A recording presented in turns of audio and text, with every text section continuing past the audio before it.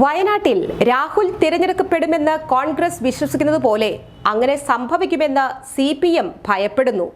വളരെ കാലം കോൺഗ്രസിലെ ഇന്ദിരാ കുടുംബത്തിലെ അംഗങ്ങൾ തങ്ങൾ മത്സരിക്കുന്ന സ്ഥിരം മണ്ഡലങ്ങളിൽ നാമനിർദ്ദേശ പത്രിക സമർപ്പിച്ച ശേഷം ആ മണ്ഡലത്തിലേക്ക് അടുത്ത തിരഞ്ഞെടുപ്പിന് വീണ്ടും നാമനിർദ്ദേശ പത്രിക സമർപ്പിക്കാൻ വന്നാൽ മതിയായിരുന്നു.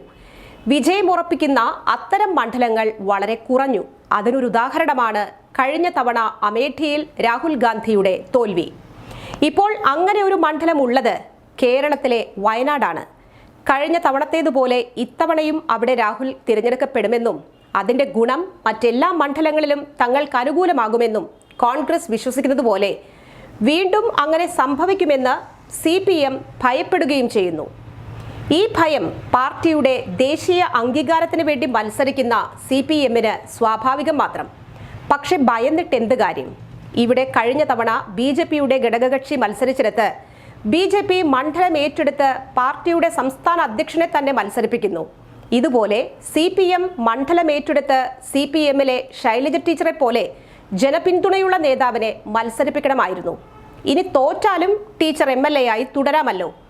കേരളം വിട്ടാൽ ഒരേ മുന്നണിയിലുള്ള വേദികൾ പങ്കിടുന്ന കോൺഗ്രസിന്റെയും CPIയുടെയും ദേശീയ നേതാക്കൾ തമ്മിൽ ഒരേ മണ്ഡലത്തിൽ മത്സരിക്കുന്നത് ഇവർ അധികാരത്തിലെത്തിയാലും ഒട്ടും തന്നെ മുന്നോട്ടു പോകാൻ കഴിയാത്തവരാണെന്ന ചിന്ത ഇത് നിരീക്ഷിക്കുന്ന കേരളത്തിന് വെളിയിലുള്ളവർക്ക് തിരിച്ചറിയാൻ കഴിയും.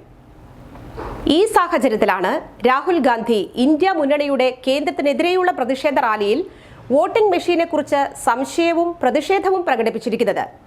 വോട്ടിംഗ് മെഷീൻ ഉപയോഗിക്കുന്നത് കൊണ്ടാണ് BJP ജയിക്കുന്നത് എന്നാണ് ഇത് പലപ്പോഴും ചാനൽ ചർച്ചകളിലും ഉന്നയിക്കപ്പെടാറുണ്ട്.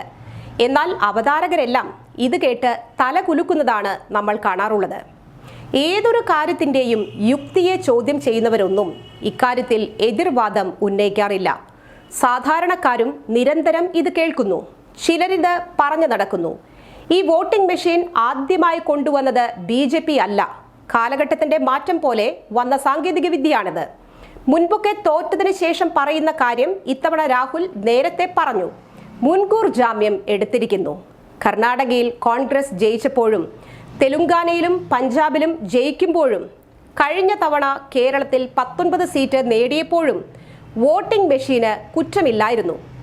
പോട്ടെ, വോട്ടിംഗ് മെഷീനാണ് BJPയുടെ വിജയം ഉറപ്പിക്കുന്നതെങ്കിൽ എന്തുകൊണ്ട് ഈ ഒരു വിഷയം മാത്രം എടുത്ത് അതിനെതിരെ രാജ്യവ്യാപകമായി പ്രതിഷേധിക്കാനോ മാറ്റം വരുത്താനോ പ്രതിപക്ഷ സഖ്യം ശ്രമിക്കുന്നില്ല?